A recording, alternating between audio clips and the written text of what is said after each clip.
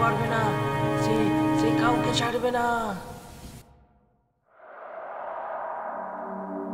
গল্পটি ইমেল করে পাঠিয়েছে আমার এক সাবস্ক্রাইবার।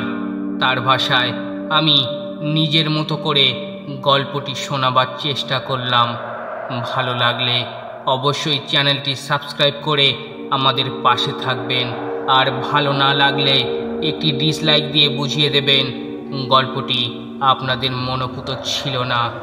তাহলে শুনতে থাকুন সত্যি ভূতের ঘটনা।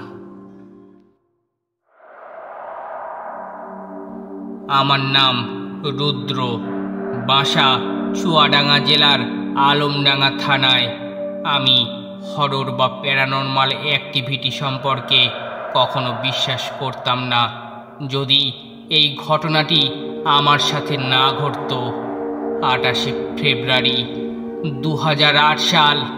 সেদিন আমার বন্ধু আর আমি দুজনে মিলে ঠিক করলাম মাছ ধরতে যাব। তো যেই ভাবা সেই কাজ। টাইমটা ঠিক করা হলো ভোর 4টের সময়। আমার বন্ধু শাহেদ রাতে ডাকার সাথে সাথে আমার ঘুম ভেঙে গেল। আমার মাছ ধরার খুব শখ, তো সেই কারণে উত্তেজনায় সারা রাত ঘুমোতে পারিনি। দরজা খুলেই হাঁটা শুরু করলাম।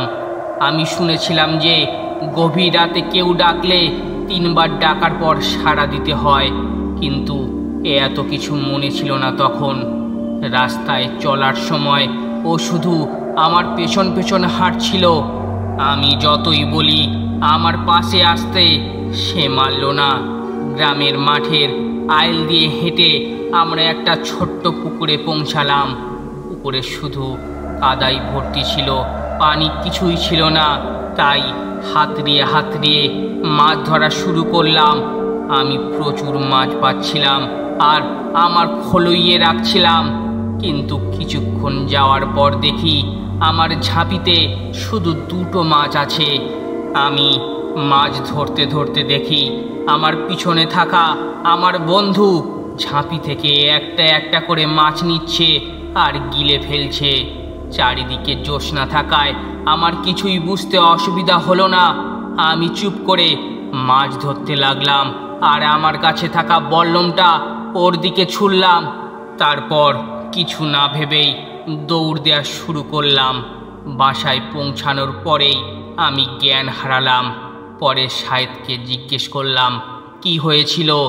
সে বলল, আমি ডাকতে এসে দেখি তুই চলে গিয়েছিস।